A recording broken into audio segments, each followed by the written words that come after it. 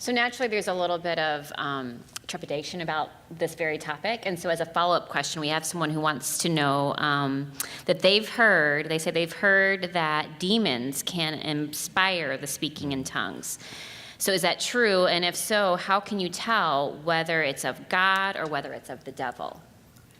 I've heard that too. In fact, it's the first instance of speaking in tongues that I know of in history is in Plato's Republic, where he talks about this Dionysian cult. I think it's his Republic, which was this cult that would get together and they would have ritualistic orgies at certain festivals, and that they would speak in unintelligible languages or in utterances.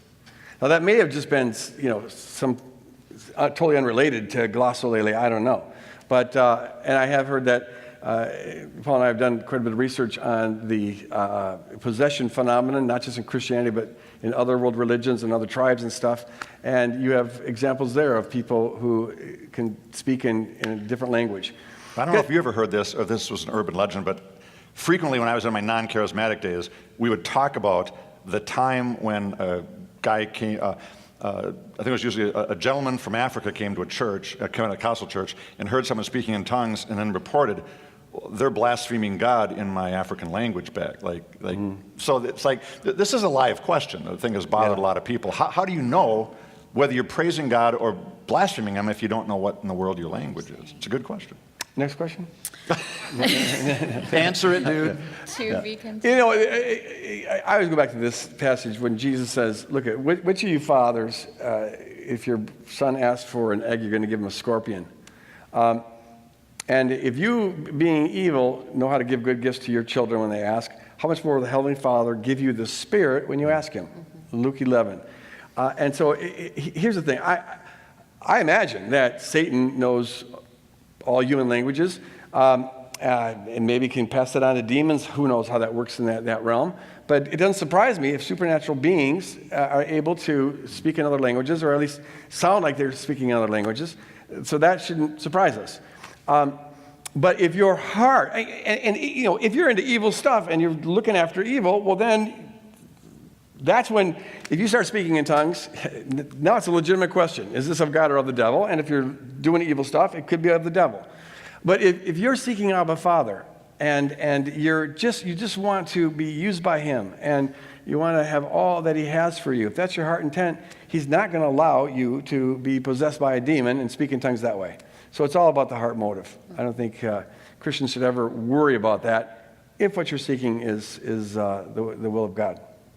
This very question was the one I personally wrestled with as soon as that happened to me in my basement that time. It's like, again, is it just me because they're in my head, those guys?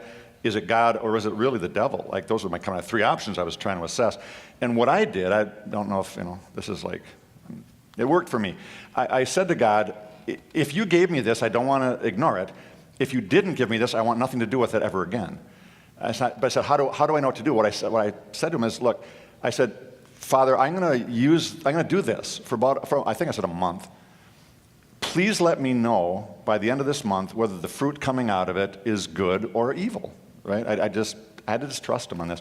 And so I tried to consistently do it for about a month, and what I could not deny at the end of the month was that regularly when I would practice this thing of tongues, it would, Paul says it builds you up. I'm not sure like what he meant, but I know what I experienced. Whenever I would do that, I would feel a greater sense of God's presence, of His love. I think that's still true to this day. Which reminds me, why don't I do that more? But to me, that was a kind of putting a fleece before God and saying, God, I don't want to be unwise here. And for me, he answered me by the fruit that was born in my life. It wasn't a fleece. It was typical of Paul. It was a research project. Let's investigate this for a month and let's see here. Yes, okay. And that's how he goes about things.